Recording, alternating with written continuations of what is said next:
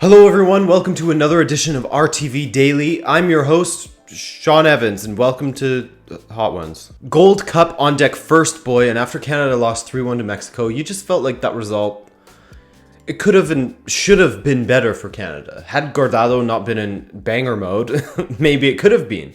If Herdman had not been experimenting and fielding a completely inexplicable starting lineup, it could have been better. And after seeing Mexico struggle to a 3-2 win over Martinique after we beat them 4-0, it makes that Mexico result even more frustrating.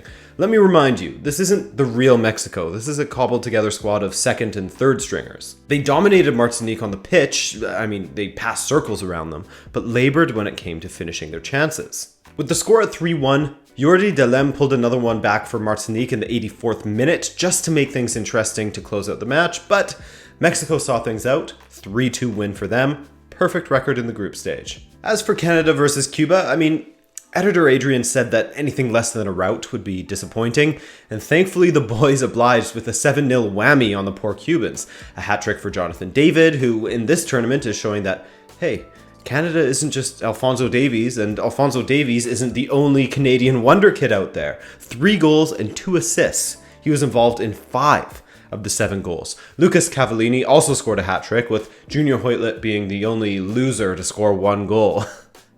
I'm joking, of course. But come on, man, you couldn't at least score 2? Pfft.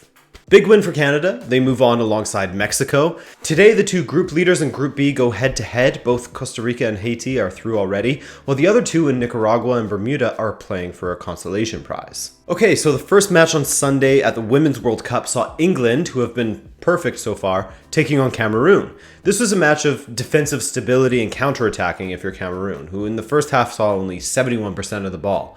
In fact, this should illustrate the flow of the first half even further. While England had 71% of the ball, in that first 45 minutes they only managed 3 attempts. 2 of them made it on target, and both of them went in. The first came in the 14th minute when England had a very rare indirect free kick due to a back pass. The Cameroonians hated that call, but it was the correct call in the end. They wouldn't like the next call that came by way of England's only other shot on target either. Lucy Bronze played a brilliant ball between Cameroon's defenders. Ellen White controlled, spun, and converted her 4th goal of the tournament, but the linesman flagged for offside. VAR check occurs, and as you can see here, she was onside. Now, the thing with offside calls like these, a straightforward call where one teammate plays another through, the referee doesn't need to double check anything in these cases because there's no interpretation here. You're either offside or you're not when the ball was played. And so, that was Ellen White's 4th of this tournament, which ties her for the most ever scored by an English player at the Women's World Cup. But Cameroon then refused to kick off because they didn't understand why the referee wasn't going to check whether it was offside or not. I guess they weren't informed of the fact that since it's either offside or not, basically, the actual referee doesn't need to review it. So in that regard, if that's what they were unhappy about or confused about, then I can totally understand why they were upset, because I swear they've been going to VAR for fucking throw-ins in this tournament. So the optics of the referee not even reviewing it would be totally whack.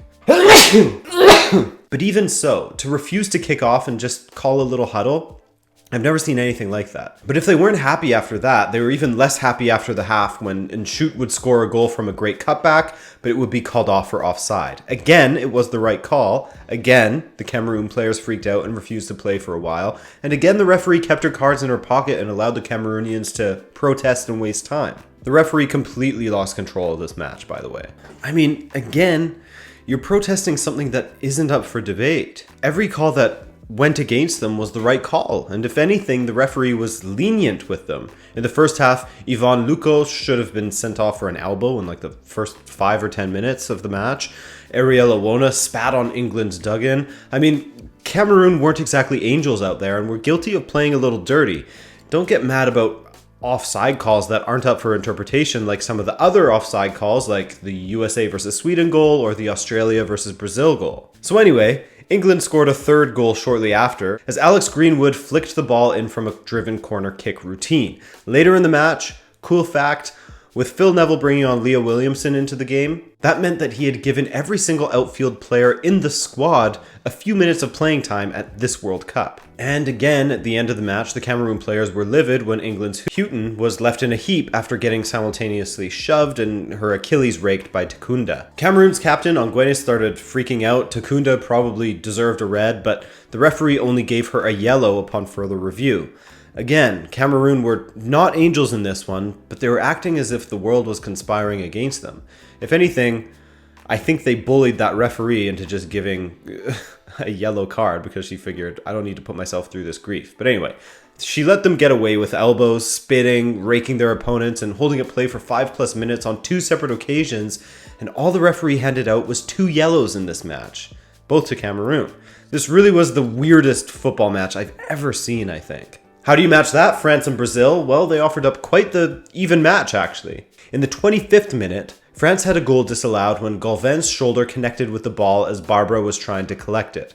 For me, it was a good goal. Gauvin had every right to attempt to win the ball, and Barbara didn't have full control of the ball yet, so good goal, right? You mean they disagreed with me again?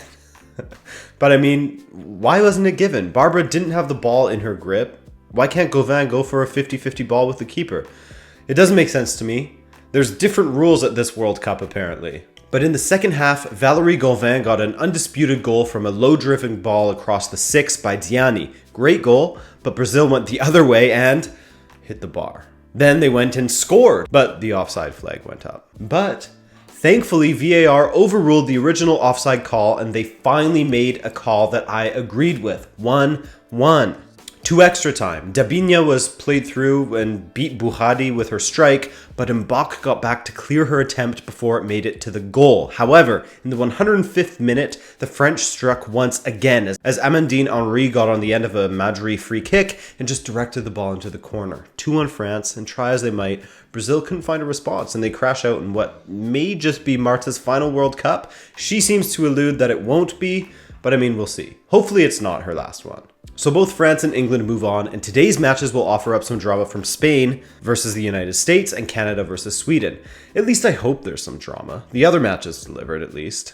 On Sunday, Morocco faced Namibia in the African Cup of Nations Group D action, and Namibia were really playing for a draw, but looked to steal a win late in the match. Their defense had stood strong for 80 minutes, staving off attack after attack from Morocco, with Lloyd Kazupia making 5 strong saves and the defense snuffing out the rest of Morocco's opportunities.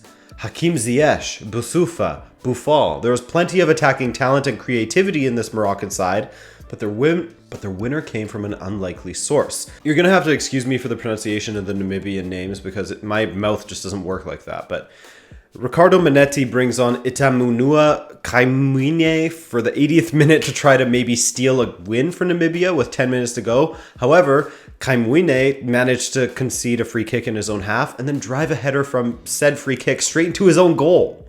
That was not the winner that he was hoping for. But he certainly made his mark. Senegal took on Tanzania in Group C, and in a match that you would expect them to win, given the squad that they have. Mind you, that squad was lacking Sadio Mane as he was suspended for Senegal's opening match of the tournament, having picked up yellows in qualifying.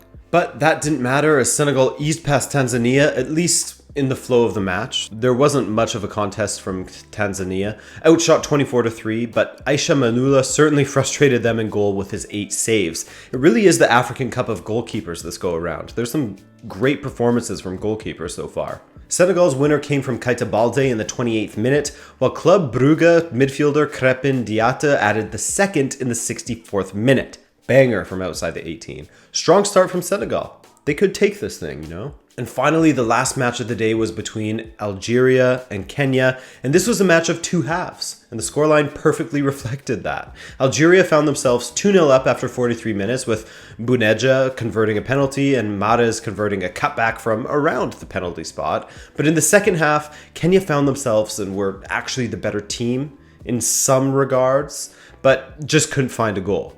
2-0 Algeria. If Kenya had a better start, they could have got something out of that game. Today, you can catch the Ivory Coast kicking off their tournament against South Africa, while Tunisia and Angola go head-to-head, and Mali and Mauritania face off. Okay, and finally, Copa America. Paraguay versus Colombia was the match I was most interested in, as I thought that the Qatar-Argentina match would just be a boring slog that Argentina eventually won and squeak out of the group from. And that's basically what happened. I really should have watched the Paraguay and Colombia match more closely than this one as I was flipping back and forth, but Qatar let me down in this tournament. I really thought that as the Asian champions they would put in a good showing and represent a little better, but maybe that tournament was a fluke? We'll see. But Argentina found themselves ahead after just 4 minutes when Lautaro Martinez latched onto a complete misfire by the Qatar defense, a seppuku pass, basically, or suicide pass for the uninitiated, and the rest was easy for Martinez. It was like Qatar was doing it on purpose, though.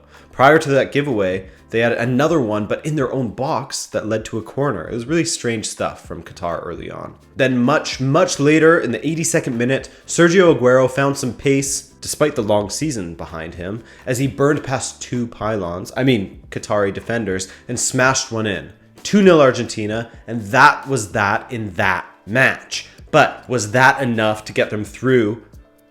How many more times can I say that? And in Colombia-Paraguay, it was Paraguay who looked strong early, coming close on a couple of occasions, but Colombia found their way into this game as the first half went on, and soon all the dangerous opportunities were falling to them until Cuellar megged Fernandez and made it 1-0 in the 31st minute. Colombia did score another goal, another beautiful assist from James, and a great finish from Luis Diaz, who took a touch to control the ball before volleying it past Fernandez. But after a VAR review, it was called off as they deemed that Luis Diaz touched the ball with his arm. Look, for me, after watching a million replays, it still isn't clear and obvious, which is something that all referees have seemingly forgot about when making their judgment calls. Whack refereeing in Copa America, man. I gotta say. After that crooked stuff between Japan and Uruguay, sorry. God, I need to go to sleep right now. Anyways, Colombia had a great group stage, winning all 3 matches and not conceding. Argentina finished in second, and we'll see if Paraguay's 2 points is enough to see them out of the group. They'll need a draw between Japan and Ecuador in order for them to pass through in 3rd place. Something tells me that one of those teams is going to win, though, and I think I would put my money on Japan. Okay, that's all from Sleepy Boy Adrian. I love you so much. I hope you had a great weekend, and we'll continue with the daily videos this week. On top of that, I also have some career mode for you and an interesting video on Aston Villa. Later!